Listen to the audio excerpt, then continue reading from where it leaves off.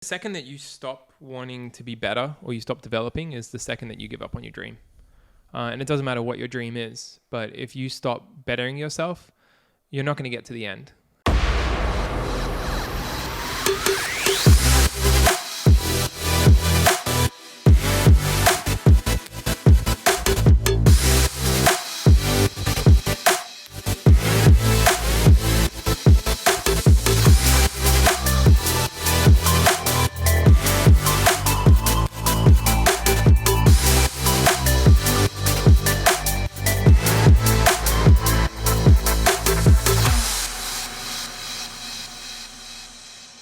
Your name is Alexander Antonius. Now, a lot of people know you as AJ, but like I was thinking, you have the perfect initials for a poker player, AA.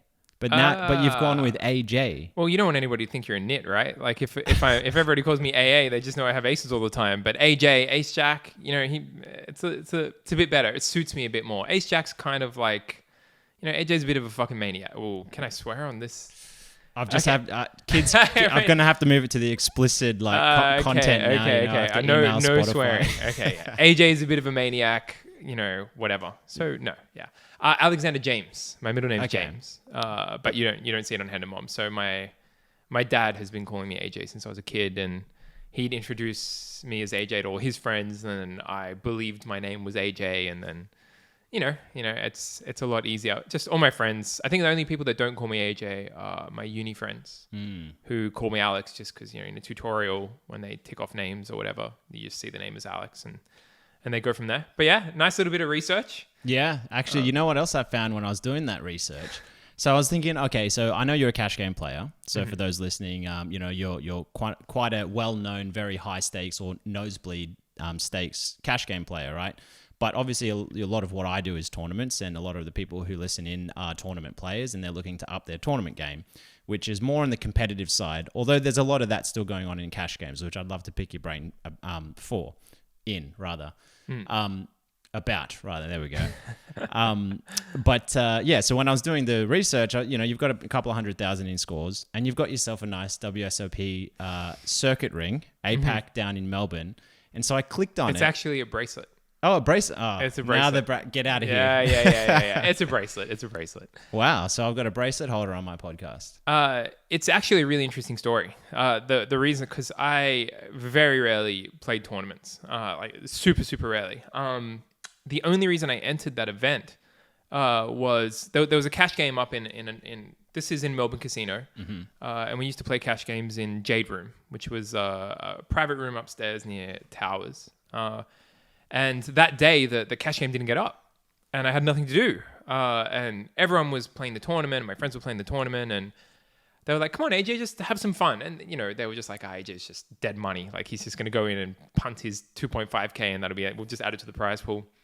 But it was a 6-handed tournament, and it was very deep. So it kind of plays a bit like a cash game. Like on the final table, I think I had 90 big blinds going to the final table, and there was like 4 other stacks that had 90 big blinds. So it played a lot more like a cash game, and it suited me. And I don't pretend to know much about tournaments, or I didn't pretend to know much about tournaments back then. Actually, even now. But yeah, it was just more of a cash game style tournament. So I entered day 1 of that tournament, and I was chip leading at the end of day 1, and the cash game got up on day 2. And everybody that was playing the cash game was like, AJ, just what are you doing? Just punt your stack and come and play the cash game. Like, what's the problem? So I did a lot of, I think I played extremely loose, and sometimes in tournaments you just get lucky in every way you possibly can, and it just turned into a bracelet. So just complete dumb luck. Absolute dumb luck, that bracelet. Yeah. Look, man, you got to have a little bit more, self-confidence, like you're a fantastic player. Yes, the tournament had a deep stack structure, and that favored you. You can't just make up excuses as to why you got lucky. I remember a specific hand where I think I 5-bet shipped ace-3 suited and ran into kings or something. And obviously you win that hand. When you win the tournament, you got to win hands like that to win the tournament. Right. So, there's always a hand in a tournament, I'm sure you. Of course, yeah. I think everyone knows, in a vacuum, in any one tournament, you have to get lucky to win the tournament. It's just more of a bigger long-term game. Now, I would probably say that at that time, we're talking 8 years ago, where the game was way more aggressive pre-flop, and then over the years, it ended up becoming a lot more passive pre-flop and a lot more aggressive, probably more turn and rivers, where the skill edge was higher. So people started realizing they wanted to lower variance. So 5-bet shoving ace-3 suited in 2014 is nowhere near as bad as it now, because you were playing to the level of what the game was doing then, I would say. And as I'm falling into this, I appreciate that. Thank you. As I'm falling into this analogy, I was saying to you before we started, I don't really want to talk strategy, and here I am talking about the differences. But yeah, no, look, okay, so what I was saying, actually, I looked that up and I was like, okay, cool. So he's got a one really decent prestigious score. Oh wow, Phil Hellmuth was on the I can ask him what it was like playing with Phil Hellmuth. And then as I kept scrolling down, I finished 9th in that tournament. Oh, did you? Yeah. Wow. I don't even remember. Like, I have no record. We mustn't have been on the same table. No, there's no way we're on the same table. Do you remember me being in the No, tournament? I Yeah, don't because I came remember 9th. it. So Yeah. according No, to Handamob anyway. That is very interesting. Okay, cool. So I've contributed to your success. Thank you very much. So I it's appreciate it's it. your due back to me to be here today. Honestly, that tournament changed a lot of my life. And it's well, this is really, I'd never expected to talk about this, but that tournament, because I've always played cash games, and my parents are very conservative, super conservative. They're very anti-gambling, and poker is gambling, and da-da-da-da. So I'd probably been playing poker for, what was that, 2014, that bracelet? It was, yeah. Maybe like 3 years. Mm-hmm. In and out, whatever, just playing when I play. Well, your first score was 2011 when I was on there. Yes, 2011. I won. That was the first tournament I ever played. Yeah, first prize 40,000. Yeah, first tournament I ever played. God, you got to be so lucky to be good at poker. Jesus. So that was the first tournament I ever played. I entered it with one of my friends. We just showed up, and I ran very good in that tournament as well. But yeah, sorry. So I'd been playing poker for 3 years. My parents were very against it, and that tournament was live streamed. That bracelet event was live streamed. And a lot of my cousins who loved poker watched the live stream on the final table, and they called my parents to be like, "Hey, are you watching this? Your son's da-da-da-da." My parents had no idea, because I didn't tell them what I was doing. I didn't tell them I'd go to Melbourne. I didn't tell them anything. And I think after I won the tournament, my dad called me and was like, "Hey, are you in Melbourne?" I was like, "Yeah, I'm in Melbourne." And he's like, "Are you playing poker?" I'm like, "Yeah, I'm playing poker." And he's like, "Did you win a tournament?" I'm like, "Yeah, I won a tournament." In my whole life, my dad had not been interested in hearing one thing about poker. And he's like, "What the hell? Why didn't you tell me you were playing poker? Why didn't you tell me you won a tournament? Like, that's amazing. Like, my friends have been calling me, and your cousins have been calling me, and your uncle has been calling me." And I was like, "Well, Dad, I didn't think you cared." And he's like, "Of course I care." Okay, nice. And from that point onwards, my dad would always check in to see how I was doing in a tournament. And obviously, I didn't win one after that. So his check-ins were fruitless. But he asked about cash games a little bit after that as well. And, so that tournament made my family accept poker as well. Like, that was the turning point where they stopped thinking poker was gambling, and they started thinking it was something that could be skill. Yeah. Which I think most people these days, I think poker's seen more as very cool.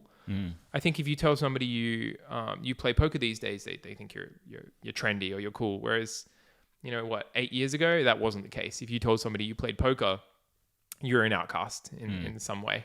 The majority of people, I wouldn't say everybody thought like that, but the majority of people did. Yeah, I'm sure you probably would have went through the same thing.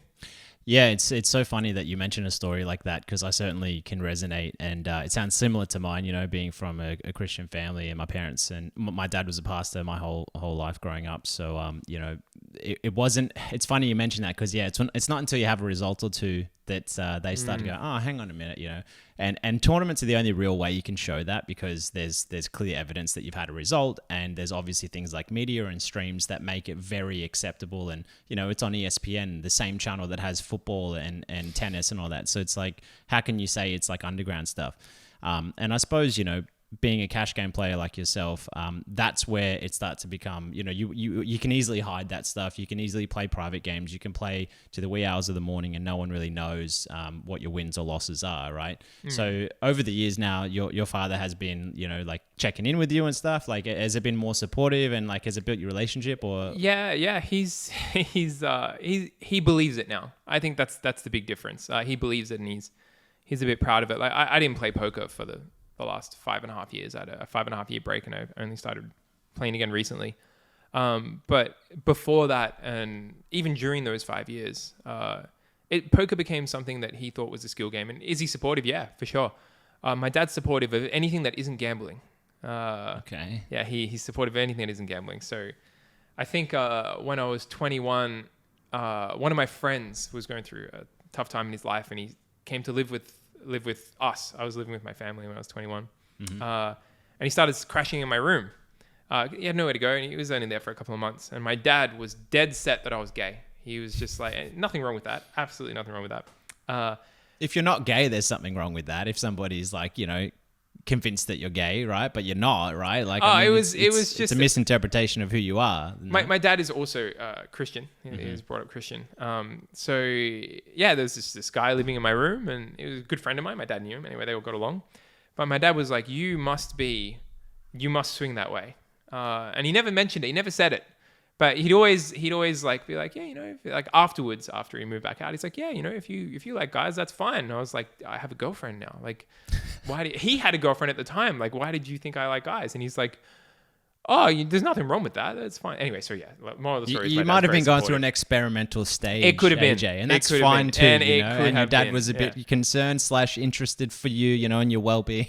For sure. Sorry, this probably isn't anything relevant to the podcast. It's all right. It builds depth with our conversation and energy, so it's all right. It's all part of the story. Yeah. And in that, what you were just talking about, you just mentioned that you had 5.5 years off the game. And so one of the other things I was sort of interested to having you here to discuss a little bit was, well, you left the game around 2015, 2016? 2017. 2017? What is it, 2022 now? Yeah, 2017. End of 2017. Right. Okay. So yeah, so a bit over 5 years because we're almost 2023. You came back in, and in that time, I mean, you also just then came back in and just straight away final tabled the Sydney Champs, which is where I saw you again after so long. And so clearly you've got the natural skill and talent to be able to just get back into it, which is a good sign for people who feel like they have to do a lot of work to really get somewhere. A lot of it's quite organic and natural if you've been playing a long time. But anyway, a lot has changed within the game, and even you mentioned off air that a lot has changed, right? So we've got this concept of GTO that's evolved so much depth into these solvers and stuff has come about. How are you finding the transition? Is it overwhelming? Do you dive into it yourself? Like, what's going on for you? It's really interesting. Hey guys, I want to take a moment out of the episode today to give a shout out to the King's Premium Poker Room, which is a brand new room at the St. George Leagues Club in Kogarah, Sydney. I've recently joined forces with them to help bring you the highest quality of service to you on your poker journey. I'll be running training seminars, podcasts, docu-series, and many more things to give you plenty of opportunities to take your game and mindset to the next level. The room is amazing, and it has plenty of natural light and a relaxed ambiance with no pokey machines or loud dance floors nearby. They have plenty of experienced dealers and staff who provide one of the best settings I've personally played poker at myself. And what I love most about the room, other than the simple things like the quality of the cards and the chips, is the integrity and the passion that both tournament directors Mark and Natan bring to the game. They've been around poker since I've been in poker, which is well over 15 years, and I know that you can feel safe to put your trust in them when it comes to the integrity of the game, money handling, and most of all, your safety. They have their first ever tournament series coming up in mid-November, featuring a $750 main event with a $100K guarantee and a $1250 buy-in high rollers multi-day event. For more information on their upcoming tournaments, head to kingsroom.com.au or visit their Facebook page, or you can even reach out to me in a message and I can let you know what's going on. Thanks guys, and I'll let you get back to the episode. When I first started playing poker in 2011, 11 years ago, nobody used a solver. Like, it just wasn't a thing. And poker was a lot more like it was instinct. Like to me, it was instinct. It's logic and instinct. Like you've just got to use your mind. Oh, okay, this guy, his range is this. There's still ranges, even without a solver, there's still ranges. His range is this, and versus that, I should do this. And everything was logic. Now the game has changed so much. And the first thing I said when I came back to all of my friends is I feel so far behind. Because solvers 5.5 years ago were a lot harder to use than they are now. They weren't as accessible. They weren't as known. PySolver 1, PySolver 2, anyway, whatever. They're a lot harder. And I know people were using solvers. But at that time, the games I was playing, it was all exploitative. Like you don't need a solver. Like it's not about that. The games I was playing at the time were probably just I didn't need to study for them. There was no point to study for them. Like I was just reducing my hourly because instead of studying, I should have been playing the game, and the game was running 16 hours a day or some crazy amount of time when it did run. Very interesting concept. Yeah. Yeah. But these days it's completely different. So players are better. I think the average player or the average grinder uses a solver. They're much more aware of ranges. They can see a hand that you've played and be like, oh, he's got this hand in this spot, which means he's way too wide, which means I can do this to punish him. And you have to know. I would think that anybody who plays poker these days should be using a solver, because you have to know how other people think. Even if you're the best exploitative player in the world, if you don't understand how solvers work or how solvers think and how other people are adjusting to you, it's going to make it a lot harder for you to adjust. Even the hands that they're going to have in their range when they are adjusting to you. Sorry, we weren't supposed to. Yeah, anyway. It always happens. We always get it. Yeah. No, but it's all relevant. Yeah, I'll get onto how the mindset of that transition, factors in. But carry on. So to answer your question, the game has changed a lot. I think now you do need to put the work in to be a really good player. Can you make money without a solver and just playing on instinct? For sure. Of course you can. You can. Like there are some people that have a lot of natural talent, and there are some people that don't have a lot of natural talent but are very logical. And there's different types of poker. There's live poker where you're getting reads off people, you're getting tells, you have an image, and you're very good at filling out your image on the table and what other people think of you. And then there's just pure mathematical based poker where you don't even look at your opponent. And then there's exploitative poker where you do this because somebody does that. But realistically, if you want to be one of the best players in the world, you have to combine all of them. And I think that if you want to be one of the best players in the world, and not everybody does, but poker players have egos, and I think that most poker players do want to be the best player in the world, and you have to put the work in. There are a lot of people I know, even back when I started in 2011, there was a lot of young people that started playing poker at the same time I did, and I thought they were smart people, but whether they made it or not was a completely different thing, because there's so many potholes in poker. Like you can fall into drugs, you can fall into drinking. You get a lot of money really quickly, and then you lose a lot of money really quickly. So if you're on an upswing and you're like, wow, I'm rich, and you spend a bunch of money on things that you don't need, and then that downswing hits, you don't have the money to sustain a downswing anymore. Your bankroll management is poor, and you're going to go broke. And there's just so many ways to lose your money in poker. And it could be people scamming you for your money. It could be a friend that you lent money to and then they weren't able to repay it and they took you down with them. It could just be getting cheated. It could be, there's so many ways and there's so many potholes. And that will come back to the mental side of poker for sure. So that leads me to believe, for you, like when you're into this game for a very long time, for you to bring that up, you've gone through your own journey of experiencing all sorts of different things, right? And I think we all have that, right? If you're in this game any longer than 3 or 6 months, stuff like this is bound to happen to you in some way or another. So for you, over the years, how have you maintained your mindset to be able to still bring the best game to the felt every time you play? How have you been able to manage your relationships during those difficult times and all that? So I think a lot of it is actually trial and error. I think nobody's a robot. Everybody's human. Everybody's going to go through certain things, and you don't know how you're going to deal with something until you're in that situation. And it's very easy to make a hypothetical like, oh, if this happened to me, I would react like that. But emotions don't really work like that. And I think before I played poker, I played a lot of card games, like trading card games back when I was a kid. And I think a lot of the mental game from that transitioned. But there are some things you can't prepare for, and they're the potholes that you fall into. When I was a lot younger, when I was 21 or 22 or 23 playing poker, and all these like bad things happened. All the things that will happen to almost any poker player. Bad debts, or getting colluded against, or getting cheated, or going through a downswing, or just natural things like going through a downswing. That's a really good example. You don't know how you're going to react until it happens. And the more you move up stakes, the bigger those downswings get. And the more money it is to you, not relatively, but in general, it's like if you have if you shot take a big game and you have a downswing in it, it's going to hurt a lot more than the regular stakes that you're playing. So how do you deal with it? It would vary from person to person, but for me personally, exercise is a really big thing.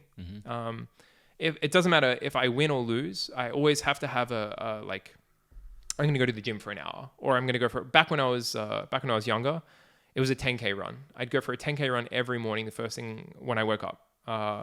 And that's because it clears your mind. Like you really have to physically, you can get lost in your head very easily. So exercise, diet is very important. Like when you're downswinging, don't just go binge on food. It's just gonna, like, don't go to McDonald's and do whatever you're gonna do.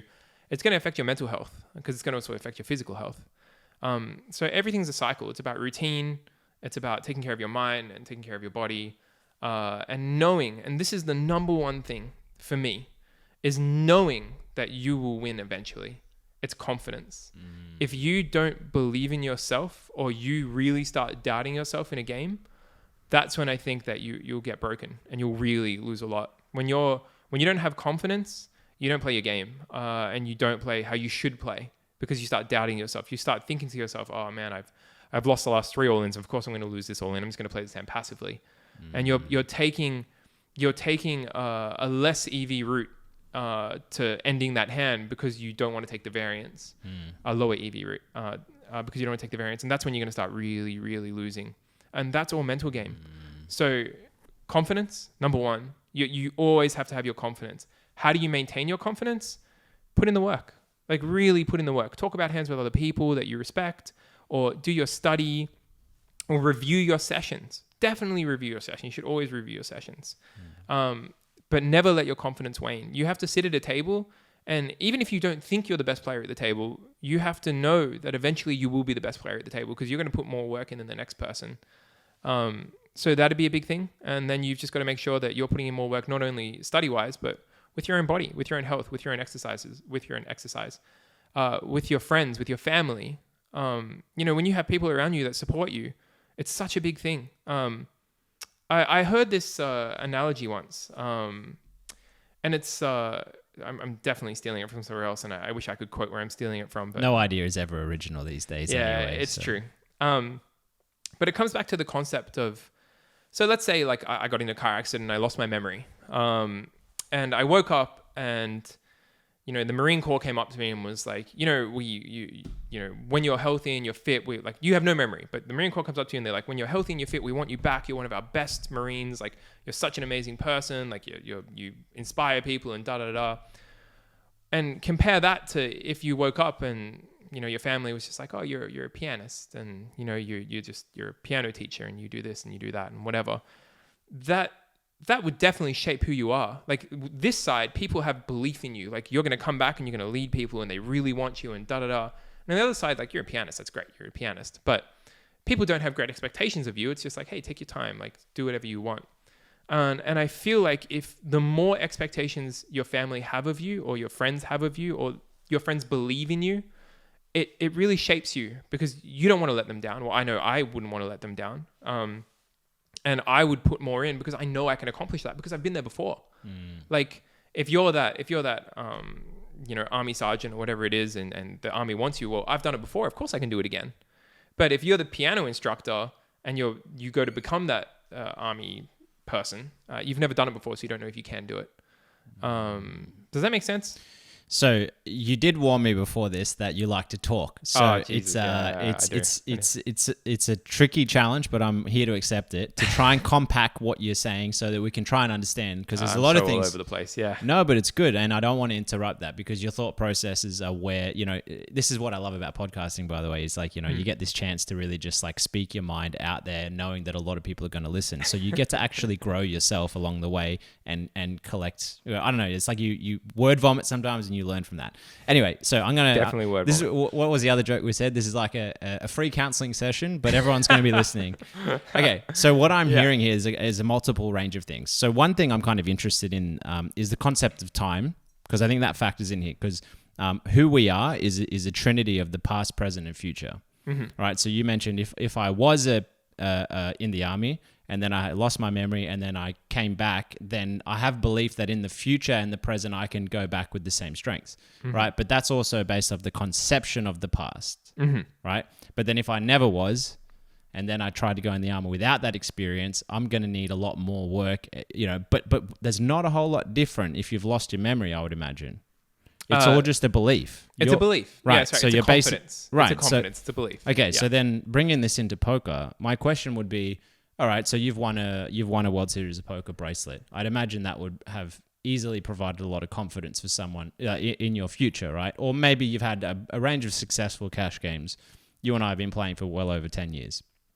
What about the player who's been playing for 2 years, never won a tournament, and really wants to win a tournament? Mm-hmm. How can they sit there and say, I know I'm going to be the best player on the table, when they're sitting there with you, with me, with, Alex Linsky, with, Will Davies, whoever it is.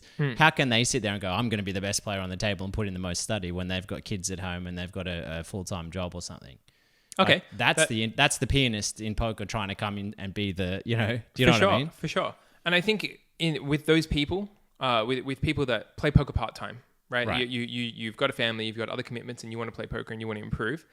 It's about doing what you can. And for example, if you love poker and you have that free time, put some work into a solver every now and again. Like if you do, even using a solver, you'll be in the top 5 players at a table, I think, automatically. And outside of a solver, review your own hands, review your sessions. Like it's your thought process. You have to be like really open-minded. If you're stubborn and you think you always played the best you can, you're wrong. There's no player on the planet that is going to sit on a table and think they couldn't have done something better. I could have the biggest winning session of my life, and I can definitely go through the session and tell you I could have done things better. And I think everybody can. And I'm sure there are sessions you play perfectly and you're just nitpicking yourself. But nitpicking yourself is what you should do to improve. So with these, sorry. What you're saying then is, and correct me if I'm wrong, you're believing that you have the set pathway of self-improvement, which gives you confidence. So if you've not had the result, you can sit there and go, you know what, from what I've learned, as long as I have a goal or like a process of knowing that I'm constantly improving, then I can have the confidence to know that next session I play, or next week or next month, I'm going to be better than who I was before. That is such a good translation to the mumbo jumbo I just said. Yeah, I love that. Yeah, no, it's helpful, right? Because it's very easy. People get overwhelmed, right? So if they sit there and they're not a full-time player, or they haven't been playing for 10 years, they do get overwhelmed and quite intimidated by some of the really good players. Some people maybe not, but a lot of people who really want to take it seriously, they get overwhelmed. And I think the best way to look at it is if you constantly are actually better than your past self. So coming back to the idea of the Trinity, if you're always Jordan Peterson talks about this, if you know who that is in psychology, I know who right? That is, yep. So talking about like, if you're always trying to improve yourself and you're better than who you were in your past, you're not going to go wrong, because you're always striving up. For sure. But if you sit there and go, you know what, like I'm going to be better than that guy or that guy, it's like, it helps because it gives you a bit of motivation of competition, and that's healthy. It's ingrained in our DNA. I mean, every cell from your sperm cell all the way through to any other T cell is like, it's always been competitive. So that's fine. But I think internally, when it comes to something like poker, where so much of it is predicated on your mindset, I think the self-development perception is probably the best way to approach it, right? And for all those beginner players or the players that don't have a lot of time, the best people that you perceive to be the best players generally put a very, how do I put it? They're they're naturally talented, and the reason, or maybe they're not naturally talented, but they're good because of repetition. They're probably not putting a ton of work in. I know a lot of really profitable poker players that aren't putting a ton of work in, and they will all get overtaken by people eventually because they're not putting the work in. It's got to be such a small percentage of players that are actually putting the work in to get better.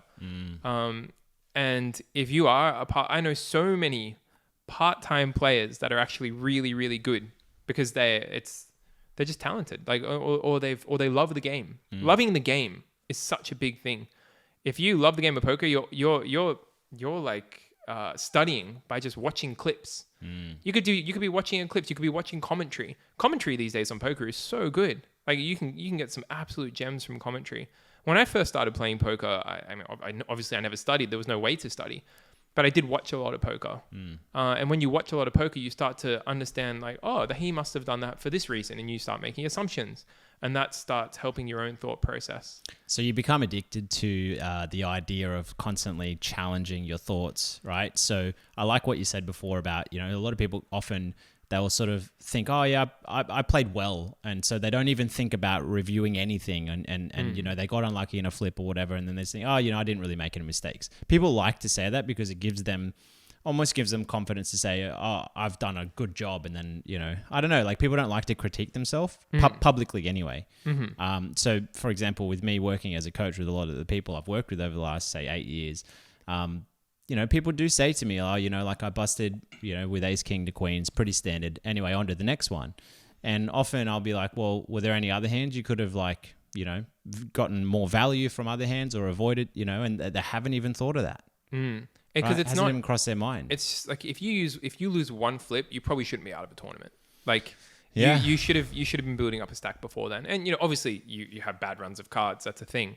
But most of the time, it should take 2 to 3 flips minimum to bust you out of a tournament. But yeah, I definitely think that it's about review, and it's about, like, there are so many hands you could have played better. You just don't know. Like the old, there could have been a hand where.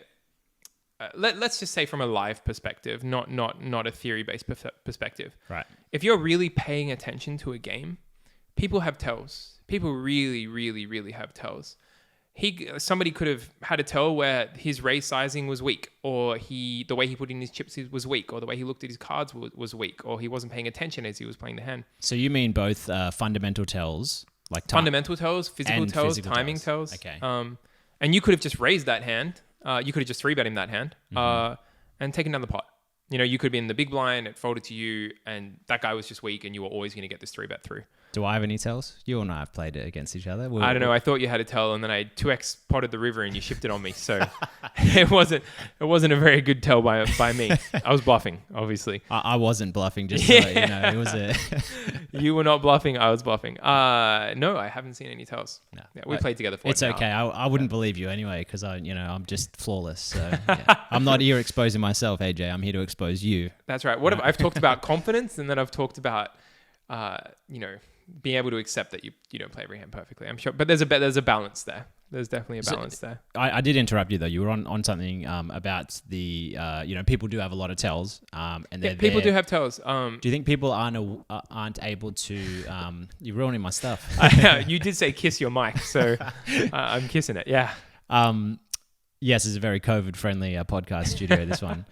So how, like, if I'm a rec player, like a recreational player, how am I to see these tells, right? Because I'm so focused, and I'm speaking from the community of people who are recreational players. I'm so zoomed in on trying to play each hand as best I can, it's very overwhelming. It's very stimulating. You're trying to control your emotions. You're trying to access the information parts of your brain.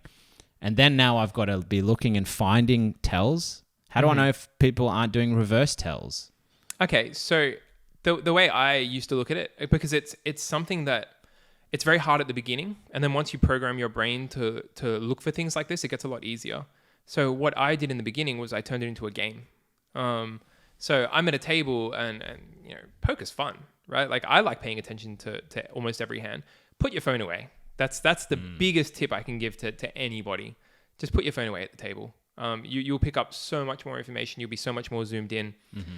But the problem is when people put their phone away. I'm getting to a point, by the way. I'm not gonna try and spew. No, you're good. You take as long as you want. I was joking before, and you know, I'm here to just let you. You're here to you facilitate, and I'll get through it. So you go. When you do put your phone away, you tend to play more hands, which you kind of don't want to do. You don't want to play too many hands. So the way to balance that out is to make a game of watching every hand and looking for a tell, or looking for something that it doesn't have to be a tell. So watch somebody the way they bet their chips, right? And just be like, oh, he bet his chips like that this time.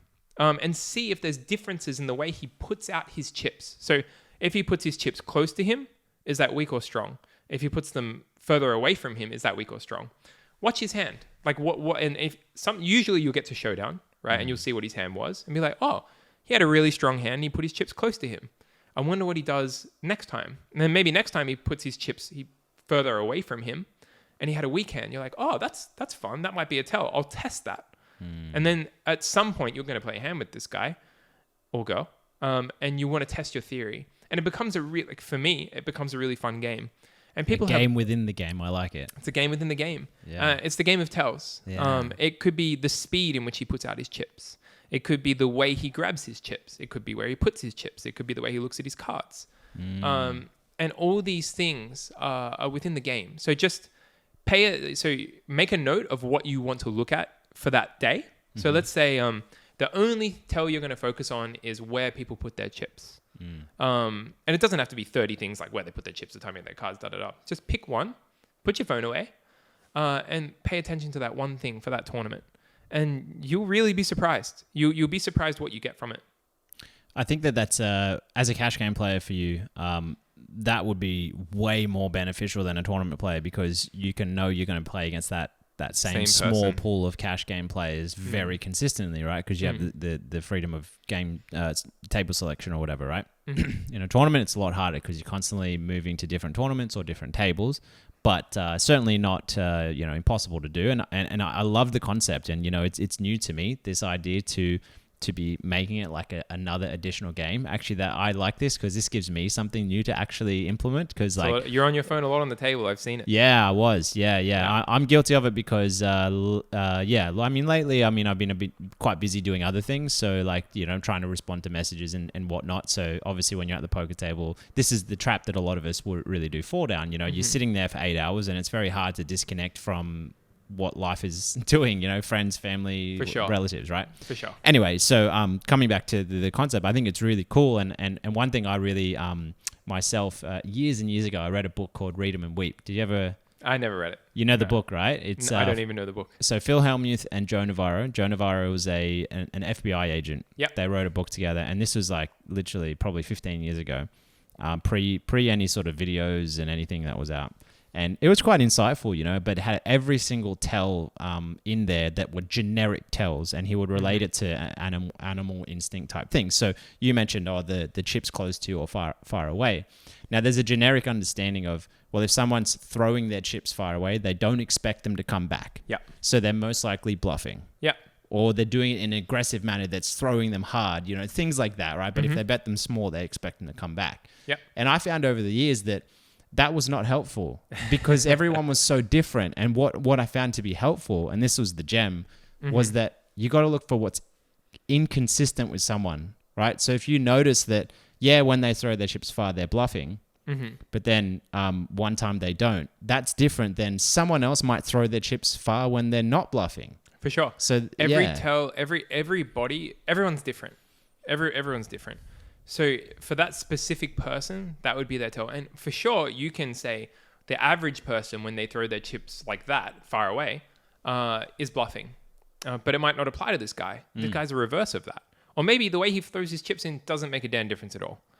But it's a complete free roll to pay attention to it. And it's actually a really fun game. I love that. But I do think a really good tell that you can get off people, and you'll see it in any live tournament, is look at people when they're looking at their cards. I think recreational players, for sure, are very guilty of giving away their hand when they look at their cards. There are people that just squeeze the hell out of their cards. They see the first card and it's an ace, and they're like, oh yeah, this is great, an ace. So that when they look at their second card, they look at it so slowly because they really want that other ace.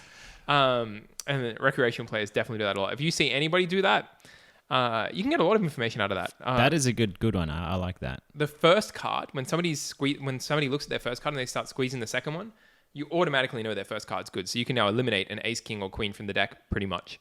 And if they fold their hand, you know the other one was low. There you go. If they play the hand, they've probably got a Broadway cards.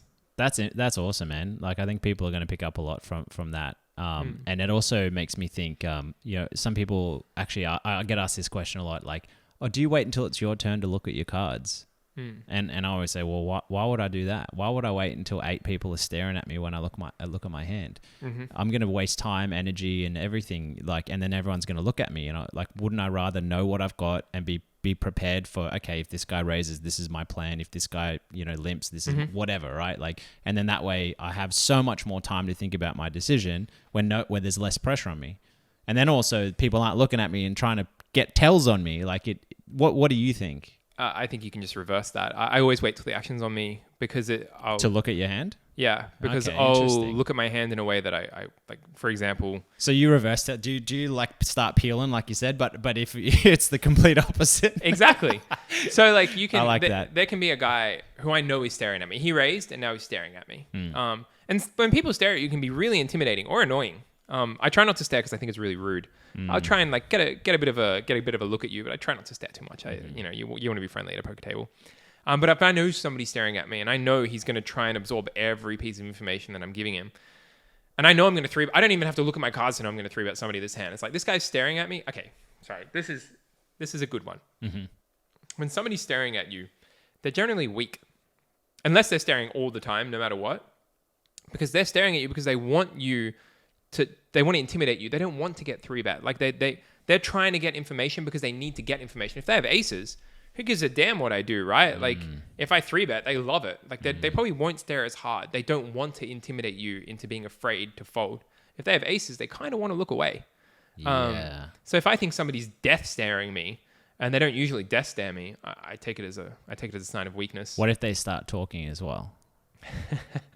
They're staring at you, they're talking, they the one I get a lot is oh, don't do it again. Oh, he's going to 3-bet again, or they'll say stuff like that. What do you think? That's player dependent. There are people that when they talk to you, it's super weak. And there are people that when they talk to you, it's pretty strong because they're comfortable. Yeah. And it's pretty easy to tell.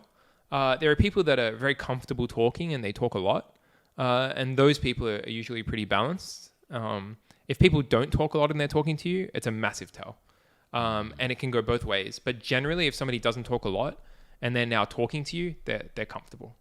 Okay. So I would take it as a sign of strength. Unless you're thinking about making a decision and they're trying to affect that decision, then it's a sign of weakness. Right.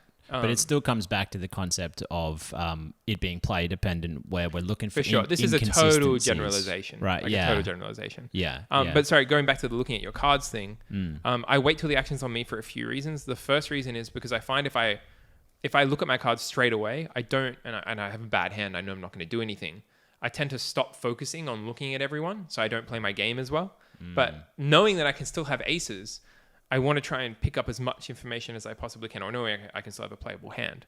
I want to pick up as much information as I can before the action gets to me, so then I don't get deflated when I look down at my 7 deuce off and have to fold. I find that sort of there's a catch-22 there because I understand what you're saying. I don't think I'm going to give away any information looking at my hand, by the way. No, this is actually, you're going to be probably surprised by what I say here, but I think that there's a level of energy, conserving energy, right? Because it's quite, if you're in a tournament and you're playing for, it's going to be a 12-hour day. If every single time you have a hand, you're constantly doing that, you are exerting a little bit of mental energy at a time. And if you're actually mathematically probably just going to fold 80% of the time or whatever it is, there's a level of conserving energy by not doing that. So it's I think it's hard to find the balance. I'm at the opposite side of the fence. I Really? think you want to train yourself. You want to train yourself to be able to, your brain is a muscle. And you want to make those neural pathways in your brain as amazing as you possibly can. You want to try and at the first time you try this, right, you might only be able to focus for the first 30 minutes of the tournament, and then your brain starts to wander. The second time it'll be 35 minutes, and then 40, and then an hour, and then 2 hours, and then 3 hours. It's just a muscle. Just keep working on it. But you need to know that to help you focus, you're going to need certain things. Keep drinking water. Make sure you always have water near you. You know that you get hunger every 4 hours. Have a small snack, but not too much food because then you're going to feel sleepy. Like everybody's body is a lot different. Everybody's body is different. Everybody's mind is different. Everyone's level of focus is different. I know for me, I always have water next to me. I'll always be drinking water. I know that every 4 hours I want to have like a pretty small snack, not too big because then I'll get a little bit sleepy. It's just trial and error. And I would say that you do want to focus all the time because you want to train your mind to be able to keep focusing all the time. And that's not just in poker, that's in life. When you're at a family outing and you have to mingle with your whole family, like you don't want to get bored straight away. You want to be able to focus on what's going on. Or if you're at work, you want to be able to focus for longer hours. And I think with social media and these instant hits that people get with messaging and YouTube and whatever else, your mind's been slowly turned to mush. And I think this is a really good way to reverse it. We've become dopamine junkies, haven't we? We have become dopamine and poker, junkies. I think if you're going to commit yourself to playing poker seriously, you really need to be aware of this and find a way to control it, don't you? Or not control it. You have to find a way to manage it because, there are times where you might have less discipline and times when you have more. But I love what you said about really taking care of your body, really taking care of your diet. The other thing that hasn't come up yet is you've done a lot of yoga training and yoga teacher training. And so a lot of what you're talking about are the descriptions of mindfulness, right? Like really being aware of yourself, living in the present, being aware of what's going on, not being distracted. And this is going to help your poker game, right? Like for sure. So tell me, so in that 5 or so years away, is that when you did your yoga training or tell us about that? Previous to my break from poker, I think I was a complete dopamine junkie. Like poker was a dopamine hit for me. And it is a dopamine hit. Like it's for everyone. Winning a big hand is amazing, right? Like running a big bluff and getting it through is amazing. Even running a big bluff and not getting it through, you're still getting a rush of something, adrenaline, sadness. Yeah, that's right. Yeah. So I'd never done any yoga, I'd never done any meditation, never done anything, and I was still great at poker. I'm not saying you need to do those things to be. Well, sorry, I shouldn't say I was great at poker. I was great at the time for the games I was playing in. So I didn't need any of that. But when 5.5 years ago, when I was just like, I'm not interested in the drama of poker anymore. I want to take a break for whatever. I deleted all my social media. I changed my number because just too many people had my number. And I didn't look at any forums, nothing. I was just done. I didn't look at a hand of poker for 5.5 years. And the first 3 months was crazy. Like the absolute silence. Like nobody had my number. I think like 3 people had my number, my new number. So I didn't get a message from anyone. There was no social media to look at. There was no forums to scroll. And all of a sudden, man, the world's a lonely place. Like it is, like you lose all your friends and you lose all your dopamine hits. And all of a sudden you look around and you're forced to go into nature and you start opening your eyes and being like, oh, wow, like you walk around the bay run at Des Moines or wherever you walk. Like you walk around a bay and you start really taking in the beauty of the bay. And you're like, wow, this is different. And it's really boring at first. Like, oh, man, it is so boring. But after 3 months, you start to become accustomed to it. Like your brain doesn't need those dopamine hits anymore. And it stops being boring. And then I wanted to do different things. So I was like, oh, I'll try some yoga. Like, and to me, the idea of doing yoga was insane. I was like, man, AJ, what are you doing? You're doing yoga? That's weird. But I wanted to give it a go because I wanted to give everything a go. Because now I was at that time in my life where I wanted to try everything to see what sticks. And I tried a lot of things, but yoga was something that stuck. And it was just the moving and the just forgetting about life for that 1 hour. My mind would be completely clear.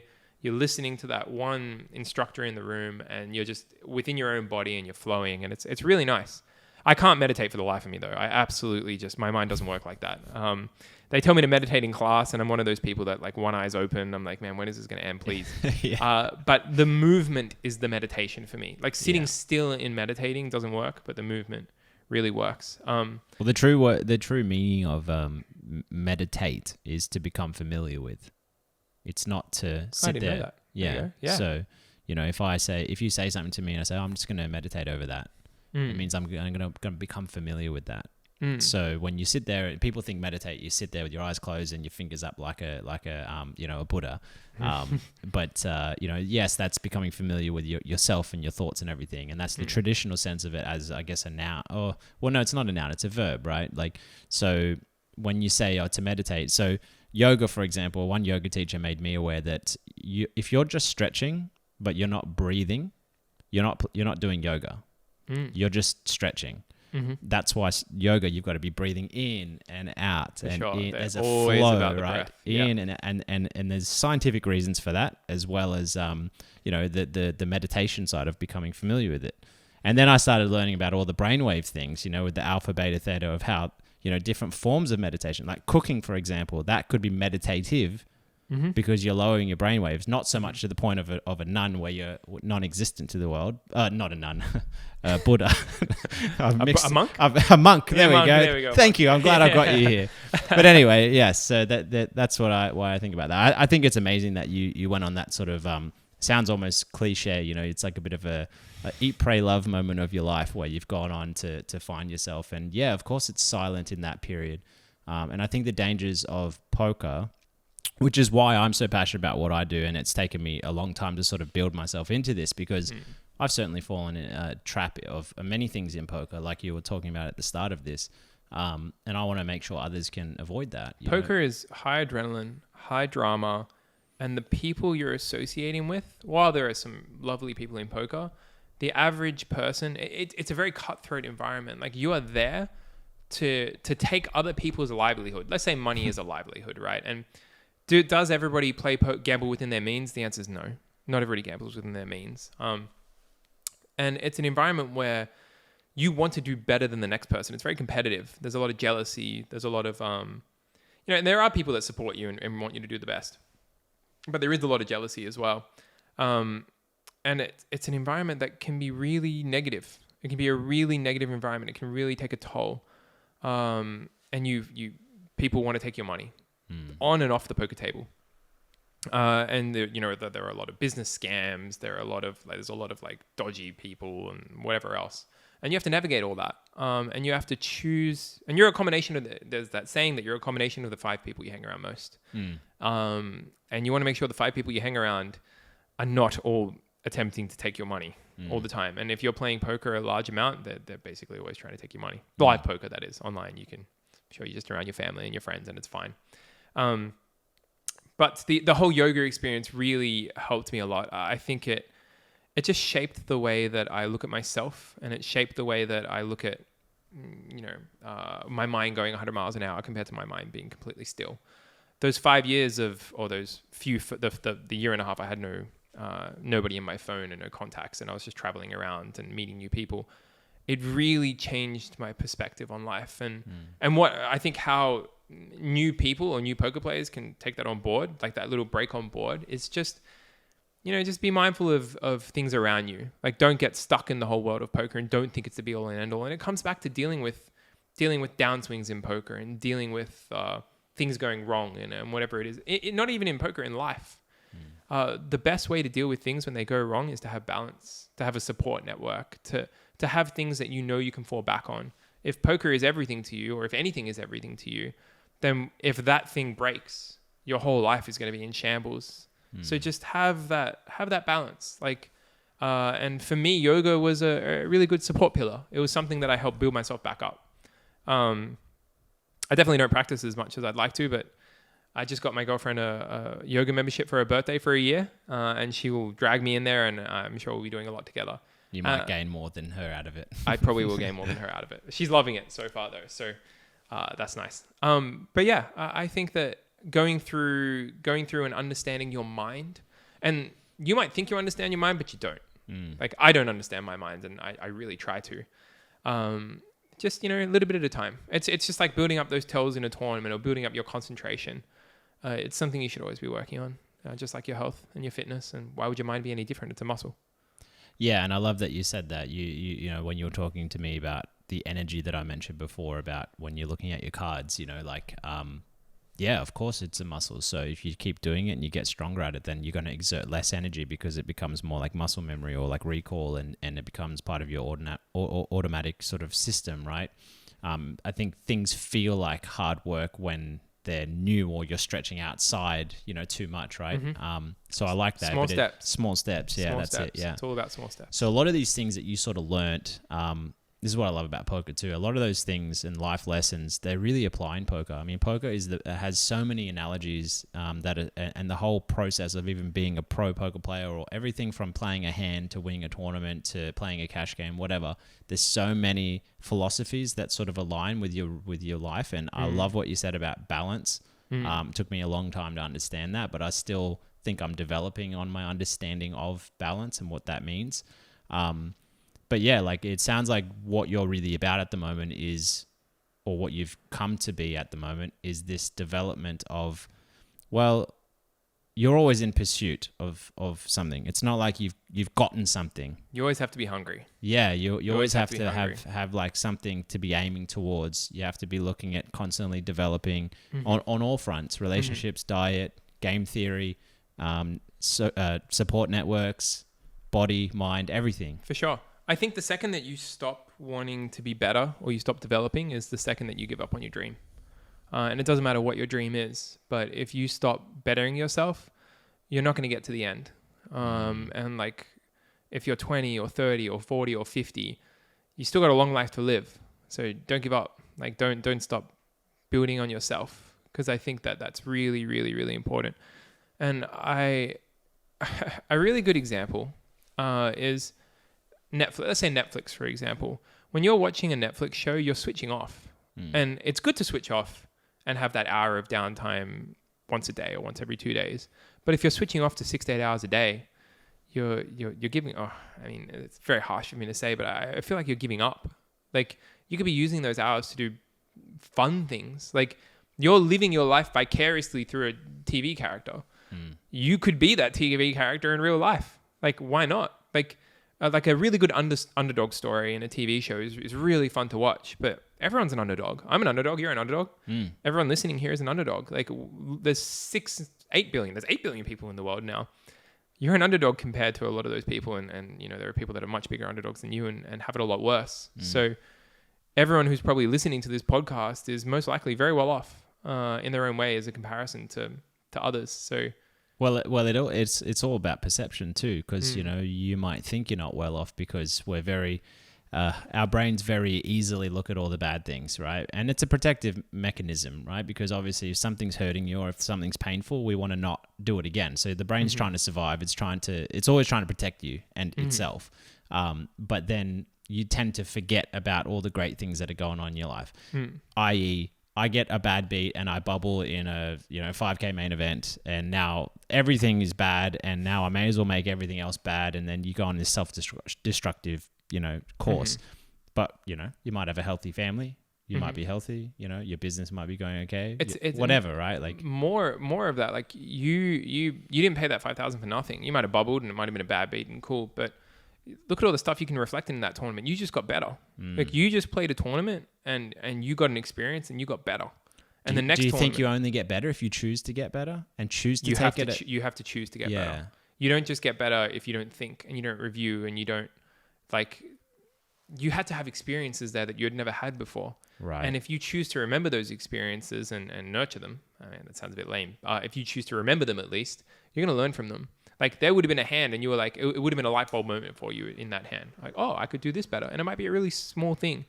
But as long as you're always trying to get better, you will get better. Yeah. And that goes for everything in life.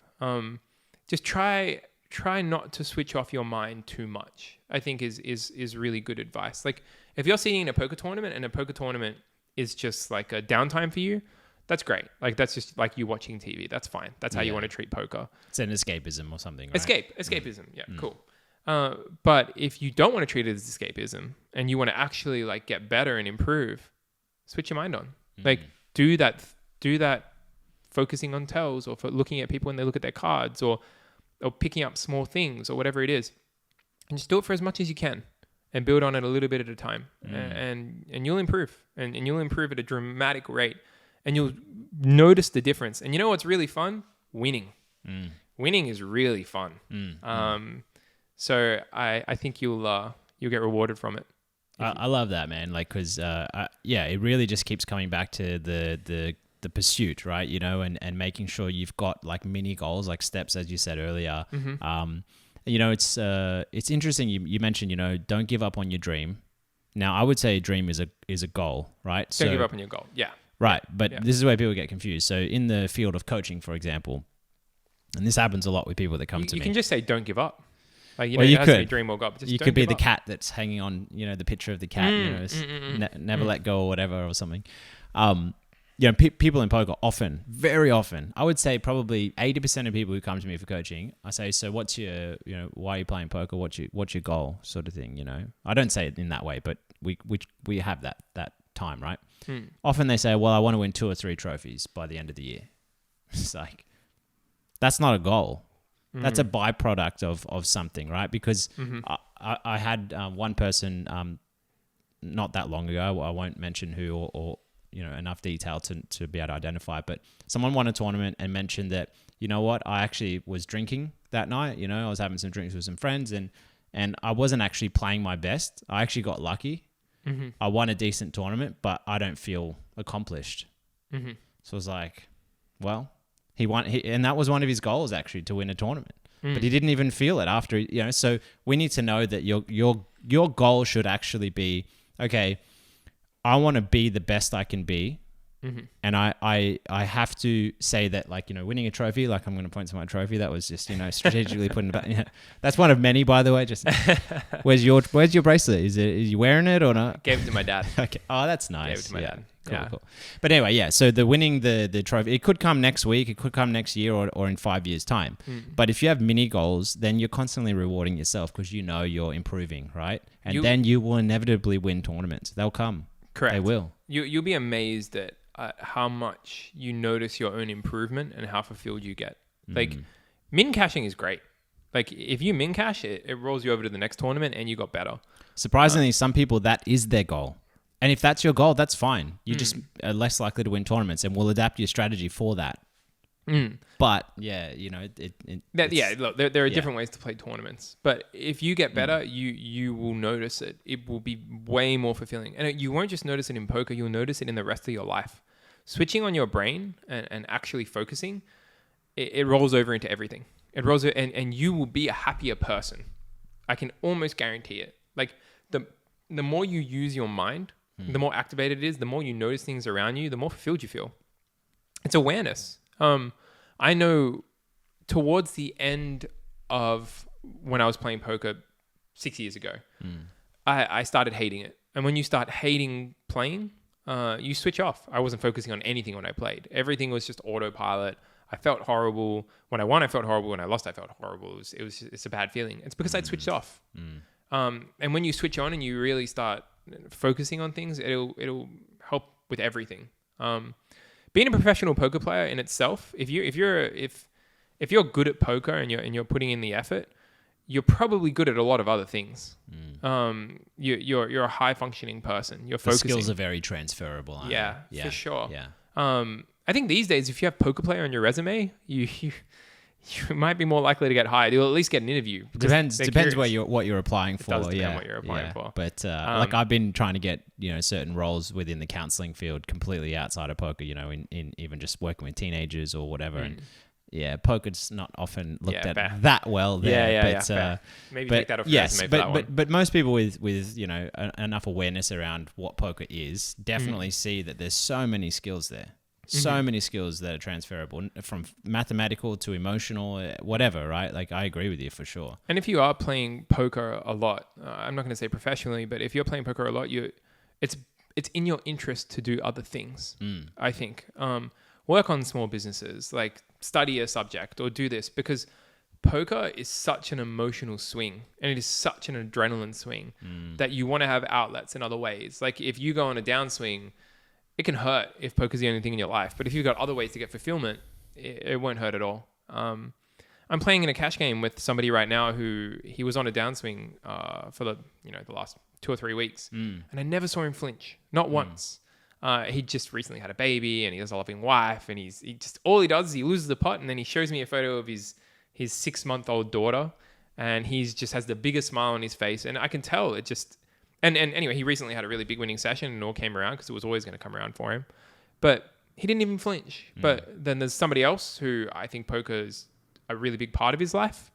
And he was on the same level of downswing, and it was destroying his day. like completely, like his face would drop and his demeanor would change. And just seeing the comparison, they were both running terrible and they were both good players, but seeing how they handled it was really eye-opening. It wasn't really eye-opening for me, but it would be eye-opening if you actually compared it or it was live on stream or whatever. Yeah. And you know, the person that was taking it really poorly, he ended up taking some time off, and now he's not playing the game as much, or he played a couple of hands bad because he's just not focused.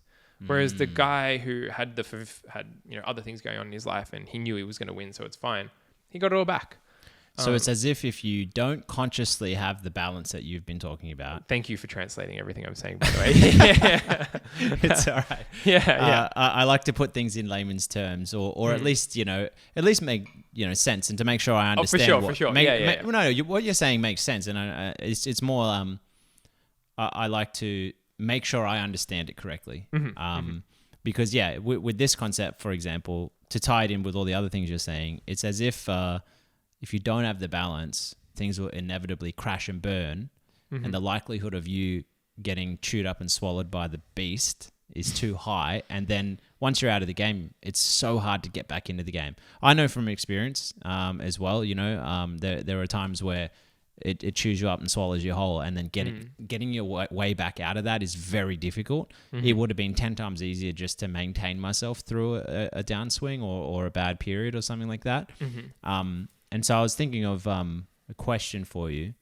If you were coaching someone, right? Have you ever done any coaching? A little bit. Okay. Not like. Let's say you were. I was just helping a friend. Yeah. Right, like fundamental or a bit of everything. Okay. Everything. Right. It didn't go very well. Okay.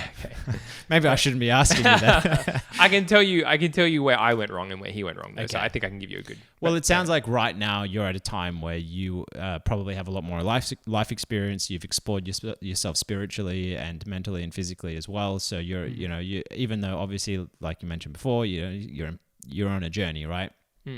Like, what would you say to someone who's stuck? Like how do you start? Like where do you put the first foot if you're talking about small steps? Get your belief in yourself back. The first step is to get your belief in yourself back. If you're stuck, you're starting to lose your belief. For sure. You're starting to feel down at yourself. You're starting to question what you're doing in life. And you should question what you're doing in life. You should always question yourself. But it's a belief. And I think if you're down on yourself, start thinking about why you're down on yourself. Write it down. Write down like... And like you have to question yourself. Like if this is in poker terms, for example, and you're on a downswing and you're starting to get down and you're not sure, review your hands. Get somebody else to review your hands. Like look at it. Like you can improve. You're not the best poker player in the world. For sure, you're not. There's only one best poker player in the world. I don't know who it is, but there's only one. And if you're not the best poker player in the world, you can improve. And if you review your hands and you start getting feedback, that's going to start giving you a bit of belief. It's like, oh, maybe I should have been losing those hands. Like maybe I shouldn't have lost as much or whatever it is. And build your belief. And maybe your belief is like, it's not in poker, it's in something else, right? Like maybe you got dumped by a girl or your fitness or you're injured or whatever it is. It's about building that belief back up first. And it's hard. It's one step at a time. I think if anybody's really, truly experienced rock bottom, and I know I've experienced rock bottom and maybe you've experienced rock bottom, it's a dark place. But oh yeah, very dark. It is a dark place, but if you can see the light, like I know when I hit rock bottom, it was the smallest, tiniest light, but you know you're going to get out. It's that belief that you're going to get out. That's what gets you out. It's taking that first step. And that applies to so many things. It applies to like building your own company. Right? If you can see the end goal, then you can start making a plan for every step along the way. And you have to make a plan. And believing in yourself is seeing that light at the end of the tunnel and then taking that first step of 1,000 steps or 100 steps or however many steps it is. And there were so many people that like have really bad mental health and they can't take that first step or they have really bad anxiety or whatever it is. But if I was coaching somebody right now, my first thing would be to nurture their confidence in themselves, but not make it infallible. Like you can't have full confidence in yourself. It doesn't work like that. If you have full confidence in yourself, you're doing something wrong. you always have to doubt yourself. You always have to be humble. You always have to be willing to like knock yourself back down and be like, I played this many hands trash. I could have done this many things better. And you review your own work.